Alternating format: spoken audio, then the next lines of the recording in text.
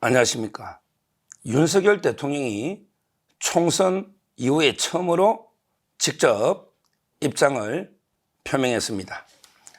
물론 며칠 전에 그 비서실장을 통해서 근데 짧게 더 낮은 자세와 유연한 태도로 보다 많이 소통하고 민심을 경청했다.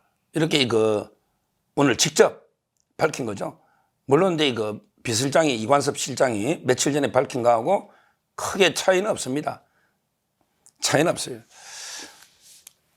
저는 좀 오늘 국무회의 모두 발언을 통해서 입장을 밝혔는데 상당히 긍정적으로 저는 평가합니다. 어떤 분은 또 기자회견을 통해 좀 질문까지 다 받으면 어떨까? 물론 그런 분도 있었는데 앞으로는 기자들과 많이 소통하고 질문하는 이런 기회는 많이 만들어야 될 겁니다. 앞으로는 많이 필요하다 봅니다. 근데 이번에는 처음인데 국무회의 통해서도 충분히 밝힐 수 있기 때문에 저는 형식이 크게 문제되지는 않는다. 이런 생각이 들고요. 무엇보다 내용이 상당히 저는 우리 지금 현재 자유파의 민심하고요 상당히 부합한다. 내용 자체가 상당히 지금 현재 자유파 보수 민심과 일치한다. 이렇게 높은 평가를 합니다. 며칠 전에 한 3일, 3, 4일 전에 제가 윤석열 대통령께 드리는 고언 4가지요. 4가지. 그게 아마 서정욱 TV 며칠 전에 보면 있을 겁니다. 지금 제가 어제 보니까 한 31만 이상 조회수가 엄청나게 많은 분이 봐주신 이런 데 동영상인데 그 내용과 저는 이번에 국무회의 모두 발언이 거의 생각이 일치한다 저는 봅니다. 일치한다 봅니다. 제가 그때 4가지 제안은요, 건의드린 거는 첫째는 민심을 너무 의석수만 가지고 읽어서는 안 된다. 실제 총득표 지지는 민주당이 50%고 국민의힘이 45, 5.4 차이 난다. 따라서 물론 대통령이 모든 민심을 골고루 양쪽 다 경청하는 게 필요한데 너무 한쪽으로 압도적으로 의석수만 가지고 해석하면 잘하면 자유파 자체가 와해될 수가 있고 걷잡을 수 없이 보수가 괴멸될 위협이 있다. 따라서 민심을 정확하게 읽어야 된다. 이거는 제가 패배를 부인하는 것도 아니고 쇄신을 반대하는 것도 아닙니다. 저는 정확하게 국민의 민심을 읽어서 거기에 맞게 우리가 반성할 거는 반성하고 쇄신할 거는 쇄신하자. 이런 제가 제안이지. 제가 총선이 전개 아니다거나 또는 졌지만 잘 싸웠다거나 이런 주장이 아니라는 거 분명히 말씀드리는데 오늘 대통령의 말씀에서도 저는 너무 백기투항식의 이런 야당에게 거의 구걸하는 백기투항식 이런 거는 없었어요. 오히려 당당하게 대통령이 국민 앞에 밝히는 용기 있는 모습이 첫째 좋았다 이렇게 보이고요. 그 다음에 두 번째 그때 제가 드리는 건의에서요 인적 쇄신하고 정책 쇄신 말씀드렸잖아요. 인적 쇄신도 너무 인사권자는 윤석열 대통령입니다. 따라서 국회 통과나 이런 걸 너무 의식하다 보면 마치 이재명이가 점지하는 이재명이가 찍어주는 사람을 총리로 한다든지 이런 말도 안 되는 인적 쇄신이 해서는 안 된다. 당당하게 깨끗하고 능력 있는 자유파 국민들이 인정할 수 있는 이런 분을 소신껏 임명하셔야 된다. 그래서 만약에 터집 잡아서 민주당이 아무 이유도 없이 국회 부결을 시키면 국민들이 민주당을 심판할 것이다. 이랬는데 오늘 말씀도 그런 취지로 저는 들립니다. 특히 세 번째 정책 쇄신 이게 아주 저는 제 건의와 똑같다 봐요. 큰 방향을 바꾸면 안 된다 했잖아요. 통일, 외교 안보나 경제 부동산 또는 건전재정 그다음에 원전 생태계 복원 모든 큰 방향을 바꾸면 안 된다. 교육개혁, 노동개혁, 연금개혁, 의료개혁까지 큰 방향을 바꾸면 이건 죽도 밥도 안 되는 거예요. 백자식이면. 원칙대로 밀고 와야 되는 거예요. 그 점에서 대통령이 원칙대로 큰 방향 간다. 다만 디테일에서 그걸 집행하는 과정에 좀 더 낮은 자세로 유연한 태도로 보다 많이 국민과 소통해서 민심을 경청하겠다. 딱 이게 저는 맞는 태도라 봅니다. 그리고 제가 그때 마지막 네 번째, 지금 당장 조국이나 이재명이 만날 필요도 없고 뭐 만날 이유가 없다 이렇게 말씀드렸는데, 실제 오늘 그 담화에도 이재명 조국이 뭐 만난다 야당 이런 이야기는 일체 없었습니다. 일체 없었기 때문에 저는 이번에 그 대통령 말씀이 진짜 이제 그 의연한 태도로 이제 그 상당히 그 담담하게 정책 추진이 흔들림 없다. 이래서 이제 그 상당히 우리 자유파 국민들께 안심을 좀 시켜준 이런 이제 그 말씀이었다. 이렇게 평가합니다. 실제 제가 어제도 말했지만 진짜 우리가 두려워해야 할 거는 두려움 그 자체입니다. 지금은 이제 두려움에 빠져가 허둥지둥 돼가지고 완전히 각계격파 당하면요 아무것도 안 됩니다. 우리 박근혜 대통령 때 그렇게 당했어요. 야당 이자들은요, 특히 야당 패널이나 뭐 방송 이자들은요, 뭘 하나 딱 요구하면요 꼭 그걸 해주면 그 다음을 요구합니다. 절대 뭘 들어준다 해서 야당 윤 대통령 잘했다 안 합니다. 뭐 제가 그때 이종섭 대사도 그랬잖아요.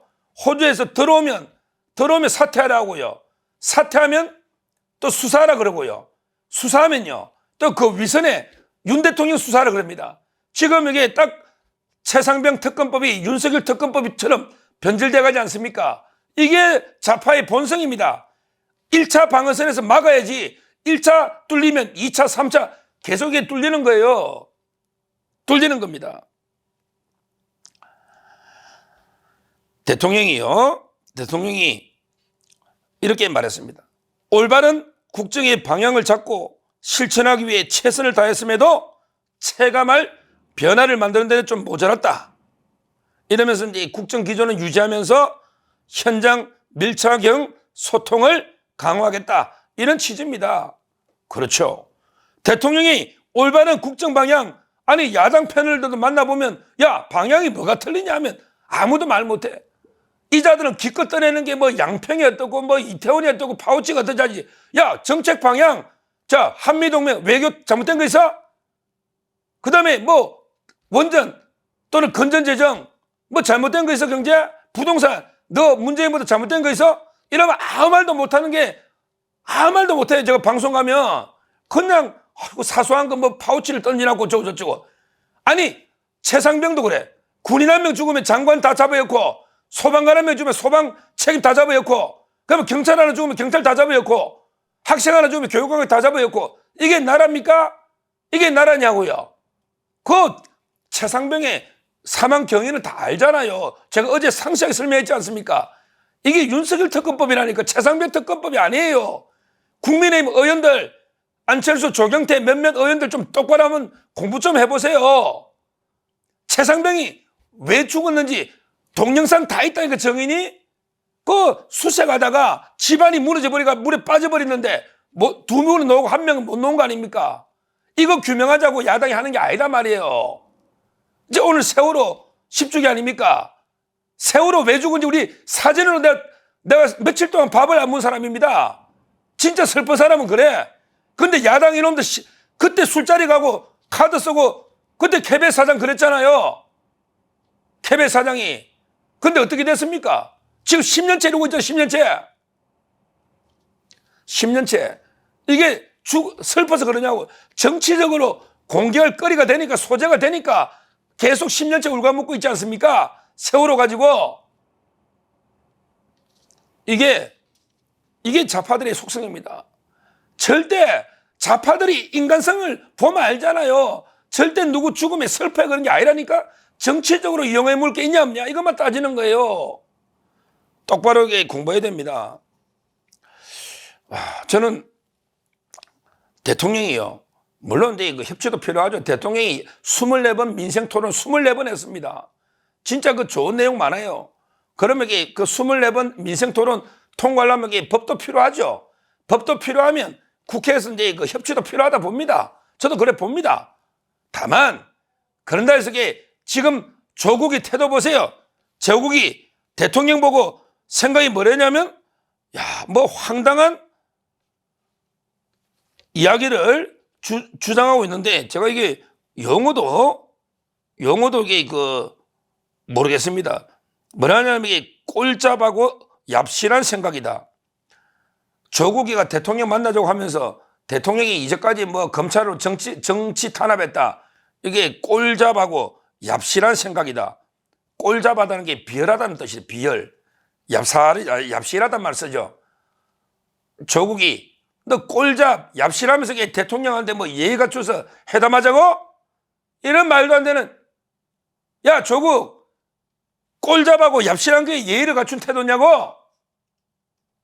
진짜 문재인한테는 게 우산 맞고 뭐 무릎 꿇고 쇼하는데, 너 비 오는데 비 맞으면서 뭐 노무현한테 무릎 꿇고 쇼하는데, 대통령한테 예의를 갖춰야지. 꼴잡 얍실이 뭐야? 이런 자를 왜 만납니까? 그 다음에 이재명이도 그래. 지금 자기가 구속되기 이화영 되니까 이화영이가 뭐 술자리에 사유됐다, 쌍방울 술을 줬다, 이런 황당무계한 주장을 지금 하고 있잖아. 자기도 구속될 것 같으니까. 그러면서 이게 윤석열 특검하자, 김건희 특검하자, 한동훈 특검하자, 이게 말이 되는 특검이냐고요. 이런 이게 이재명이하고 뭘 만나가 뭘 주고받습니까? 대화를. 저는 윤석열 대통령 참 이게 원칙이고 저는 강단 있는 분이라고 봅니다. 이런데 국민의힘 총선에 108석 참패는 맞아요. 그렇지만 이게 여기에 완전히 민심을 더 잘못 읽어서 허둥대다가 진짜 이게 위기가 올 수 있습니다. 진짜 위기가 올 수 있어요. 우리가 윤석열 대통령 중심으로 108석 국민의힘 의원이 똘똘 뭉쳐, 물론 배신자도 그중 몇 명 있겠죠.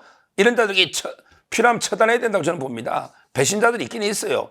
근데 그래도 이게 국민의힘 의원들이 똘똘 뭉치고, 우리 45%번 찍은 우리 자유우파 국민들이 똘똘 뭉치면 뭐가 이게 그렇게 우리가 이게 지금 뭐 괴멸될 정도로 그런 게 그건 아니지 않습니까? 상황은 충분히 극복할 수 있는 상황이고, 이렇게 정책을 원칙대로 추진하면 다시 국민의 지지가 옵니다. 그러면 이게 2년 뒤에 지방선거 있고 바로 1년 뒤에 대선인데, 지금 민주당의 대선 주자 조국이 이재명이는 그때 되면 사법처리로 끝나면 이번에 이광재도 죽고 김두관도 죽고 다 죽었잖아요. 대선 주자 누가 있습니까? 박용진도 죽고 임종석도 죽고 다 죽었잖아요.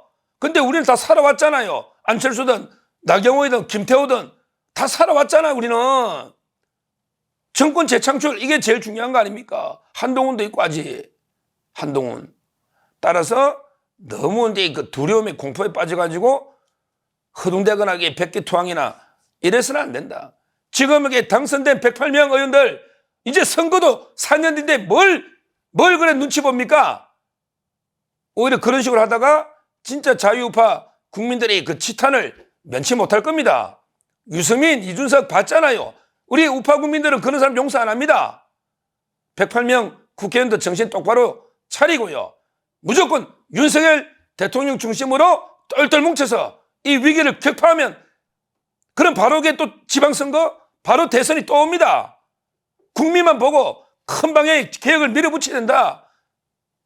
다만 아까도 대통령도 인정했다시피 이 개혁이라는 게 체감되는 데는 시간이 걸려요. 그래서 개혁이 혁명보다 힘드는 겁니다. 혁명보다 체감이 하는데 시간이 걸리고, 또 이게 개혁하면 국민 전체는 좋지만 피해보는 계층한테 직접적인 또 이게 우리가 비판을 받게 되기 때문에 참 어려운 겁니다. 그렇지만 전체적으로 종합적으로 잘 개혁하면요, 역사가 이제 그 대통령을 평가해 줄 겁니다. 다 떠나서 저는 의료개혁 하나만 해놔도 30년간 못한 의료개혁 윤석열이 했다, 이거 하나만 해도 저는 역사가 평가한다 봐요. 제가 옛날에 이명박 대통령 때도 그랬어요. 청계천 하나만 서울시장 된 거하고 4대강 이것만 해도 역사는 그것만 기억한다. 이게 중요하다는 거죠. 저는 대통령이 노동개혁, 교육개혁, 그 다음에 의료개혁, 이제 남은 게 연금개혁, 이런 개혁을 흔들림 없이 추진해 나가면 반드시 평가를 받는다. 이렇게 확신하고요. 오늘 대통령 담화에 대해서는 상당히 긍정적으로 평가하고, 이제 좀 이게 서로 내부 분탕질, 내부 분란 좀 그만하고 하나로 뭉쳐서 같이 나아가면 충분히 극복할 수 있다, 위기를. 이렇게 평가합니다. 감사합니다.